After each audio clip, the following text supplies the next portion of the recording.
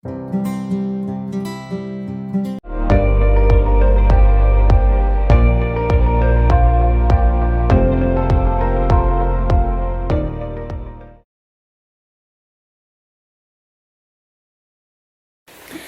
friends, आज मु कहवाक चाहूँगी वाई बेबीज क्राइज कहीं छुआ मैंने कांदते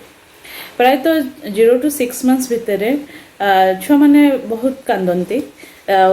माँ मैंने तो जो मैंने न्यू मदर से मैंने बहुत तकलीफ रे पड़ जाते बहुत टेंशन लगे कहीं कांदुची जो राति सारा भी कांदती के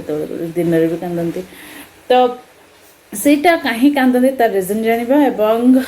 ତାର କେତେଟା 11ଟା ପଏଣ୍ଟ ମୁଁ କହିବି ଆଶା କରେ ଆପଣମାନଙ୍କୁ ଭଲ ଲାଗିବ ପ୍ଲିଜ୍ ସବସ୍କ୍ରାଇବ୍ କରିବେ ଏବଂ ଭିଡ଼ିଓଟିକୁ ସମ୍ପୂର୍ଣ୍ଣ ଦେଖିବେ ତ ପ୍ରଥମତଃ ଛୁଆମାନଙ୍କୁ ଯଦି ଆମେ ଡାଇପର ପିନ୍ଧଉଛେ ତାହେଲେ ସେମାନଙ୍କର ଡାଇପର ଫୁଲ୍ ହେଇଯାଇଥାଏ ଯାହାଦ୍ୱାରା କି ସେମାନେ କାନ୍ଦନ୍ତି ଆଉ ଯେଉଁମାନେ ଡାଇପର ନ ପିନ୍ଧନ୍ତି ଯାହା ବି କପଡ଼ା ପକାଇଥାନ୍ତି ଯାହା ପକାଇଥାନ୍ତି ସେଇଟା ଓଦା ହେଇଯାଇଥାଏ ସେଥିପାଇଁ କାନ୍ଦିବାର ପ୍ରଥମ ରିଜନ୍ ଦ୍ୱିତୀୟ ହେଉଛି ତାଙ୍କୁ ଭୋକ ଲାଗେ ତାଙ୍କୁ ପ୍ରତି କମ୍ କମ୍ ବ୍ୟବଧାନରେ ଖାଇବାକୁ ପଡ଼େ ଖୁଆଇବାକୁ ପଡ଼େ କ୍ଷୀର ଖୁଆଇବାକୁ ପଡ଼େ ସେଥିପାଇଁ ବି ବହୁତ ଶିଶୁମାନେ କାନ୍ଦନ୍ତି ତୃତୀୟରେ ହେଉଛି ସେମାନେ ବେଳେବେଳେ ବହୁତ ବୋର୍ ହେଇଯାନ୍ତି ଖାଆନ୍ତି ପିଅନ୍ତି ସବୁ ଅଛି କିନ୍ତୁ ବୋର୍ ହେଇଯାନ୍ତି ତାଙ୍କୁ କିଏ ଗୋଟେ ଝୁଲେଇବା ଦରକାର ଏବଂ ତାଙ୍କ ସାଙ୍ଗେ ସବୁବେଳେ କିଛି ଗୋଟେ କଥା କହୁଥିବା ଦରକାର ସାଉଣ୍ଡ ଶୁଣୁଥିବା ଦରକାର ସେଥିପାଇଁ ବି କେତେଜଣ ଶିଶୁ ଚିଡ଼ଚିଡ଼ା ହେଇକି କାନ୍ଦନ୍ତି ଚତୁର୍ଥରେ ହେଉଛି ବେଳେବେଳେ ତାଙ୍କୁ ଷ୍ଟୋମାକ୍ ପେନ୍ ହୁଏ ତାଙ୍କ ପେଟ ଗ୍ୟାସ୍ ହେଇଯାଏ କି ବଦହଜମି ଭଳିଆ କିଛି ଗୋଟେ ଯେତେବେଳେ ପେଟ ଯନ୍ତ୍ରଣା ହୁଏ ତାଙ୍କୁ ସେତେବେଳେ ବି କାନ୍ଦନ୍ତି ତ ସେଇଟା ସେଥିପାଇଁ ଆପଣଙ୍କୁ ଦେଖିବାକୁ ପଡ଼ିବ ଏବଂ ଷ୍ଟୋମାକ୍ ପେନ୍ ହେଲେ କ'ଣ କ'ଣ ରେମେଡ଼ି କରିବାକୁ ପଡ଼ିବ ସେଥିପାଇଁ ଅଲଗା ଭିଡ଼ିଓ ଅଛି ଆପଣ ଦେଖିପାରିବେ ଚତୁର୍ଥରେ ପଞ୍ଚମରେ ହେଉଛି ତାଙ୍କୁ ଆଟେନସନ୍ ଦରକାର ସେମାନେ ଯେତେବେଳେ ବହୁତ ଲୋକ ଥାଆନ୍ତି ପାଖରେ କିନ୍ତୁ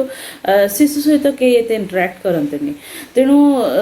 ତାକୁ କେହି ଧରନ୍ତିନି ଯଦି ସେ ତଳେ ଅଛି କି ବେଡ଼୍ରେ ପଡ଼ିଛି ତାକୁ କେହି ଧରନ୍ତିନି ତେଣୁ ତାକୁ ସବୁବେଳେ କିଏ ଗୋଟେ ଧରୁଥାନ୍ତୁ ଏବଂ ତାକୁ ସବୁବେଳେ କିଏ ଗୋଟେ କଥା ହେଇଥାନ୍ତୁ ସେଇଟା ସେମାନେ ଚାହାନ୍ତି ଏବଂ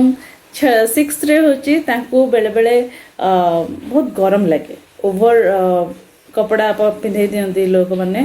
ତ ତାଙ୍କୁ ବହୁତ ଗରମ ଲାଗେ ଗରମ ଟାଇମ୍ରେ ବି ଆମ ଓଡ଼ିଶାରେ ତ ଏମିତି ବି ବହୁତ ଗରମ ହୁଏ ତ ସେଥିପାଇଁ ବି ସେମାନେ କାନ୍ଦନ୍ତି 8 ହେଉଛି ତାଙ୍କୁ ବହୁତ ଥଣ୍ଡା ଲାଗେ ବେଳେବେଳେ ଯେତେବେଳେ ଥଣ୍ଡା ଦିନ ଥାଏ କି ଏମିତି ଫ୍ୟାନ୍ ଅଧିକ ଆସିଥାଏ ଯେଉଁମାନେ AC ୟୁଜ୍ କରନ୍ତି AC ପାଇଁ ବି ତାଙ୍କୁ ଥଣ୍ଡା ଲାଗିପାରେ ତ ସେଇଟା ବି ଦେଖିବାକୁ ପଡ଼ିବ ତାଙ୍କୁ ଥଣ୍ଡା ଲାଗୁଛି କି ତ ତାଙ୍କୁ ଟିକେ ବେଶୀ କପଡ଼ା ପିନ୍ଧେଇବାକୁ ପଡ଼ିବ ତାଙ୍କୁ ସକ୍ସ ଆଉ ହାତର ଗ୍ଲୋଭ୍ସ ଟୋପି ଏଗୁଡ଼ା ବି ୟୁଜ୍ କରିବାକୁ ଦରକାର 9ରେ ହେଉଛି ସେମାନଙ୍କର ତାଙ୍କୁ ତାଙ୍କ ମାଆ ଦରକାର ବେଳେବେଳେ ସେ ତାଙ୍କ ମାଆଙ୍କୁ ନ ଦେଖିଲେ ବି କି ମାଆଙ୍କ ସ୍ପର୍ଶ ନ ପାଇଲେ ଶିଶୁମାନେ କାନ୍ଦନ୍ତି 10ରେ ହେଉଛି ଯେଉଁ ଛୁଆମାନଙ୍କର 6 ମାସରୁ ଅଧିକ ହେଇଗଲେଣି ତଥା ସେମାନେ କଣ୍ଟିନ୍ୟୁଅସ୍ କାନ୍ଦନ୍ତି ତା'ର ପ୍ରଥମ ରିଜନ୍ ହେଉଛି ତାଙ୍କର ଟିଥିଂ ତାଙ୍କ ଦାନ୍ତ ଉଠିଥାଏ ନୂଆ ଦାନ୍ତ ଉଠିବା ଟାଇମ୍ରେ ବି ଛୁଆମାନେ ପ୍ରାୟତଃ ଟାଇମ୍ରେ କାନ୍ଦନ୍ତି ତ ସେଇଟା ଗୋଟେ ବହୁତ ବଡ଼ ଜିନିଷ ଆଉ 11ରେ ହେଉଛି ତାଙ୍କୁ ବେଳେବେଳେ ଶୋଷ ଲାଗେ ଯେଉଁଟାକି ପ୍ୟାରେଣ୍ଟସ୍ ମାନେ ଭୁଲି ଯାଆନ୍ତି ତାଙ୍କୁ ପାଣି ପିଆଇବା ପ୍ରତି କମ୍ ବ୍ୟବଧାନରେ ଯେଉଁମାନେ 6 ବର୍ଷରୁ ଉର୍ଦ୍ଧ୍ୱ ତ ଟିକେ ଟିକେ ପାଣି ଦେବାକୁ ପଡ଼ିବ ଏବଂ ତାଙ୍କୁ ସବୁ ପ୍ରତି କମ୍ ଅନ୍ତରରେ ତାଙ୍କୁ ପାଣି ପିଆଇଦେଲେ ବି ସେମାନେ କାମ୍ ଡାଉନ୍ ହେଇଯାଆନ୍ତି ଚୁପ୍ ହେଇଯାଆନ୍ତି ତ ଆଶା କରୁଛି ଆପଣଙ୍କୁ ଏଇ ସବୁ ପଏଣ୍ଟସ୍ ଗୁଡ଼ିକ ୟୁଜଫୁଲ୍ ହେବ ଏବଂ ଆଉ ମୋର କିଛି ଅଧିକ ପଏଣ୍ଟସ୍ ମୁଣ୍ଡକୁ ଆସିଲେ ମୁଁ ଆପଣଙ୍କୁ ସେୟାର କରିବି ଥ୍ୟାଙ୍କ ୟୁ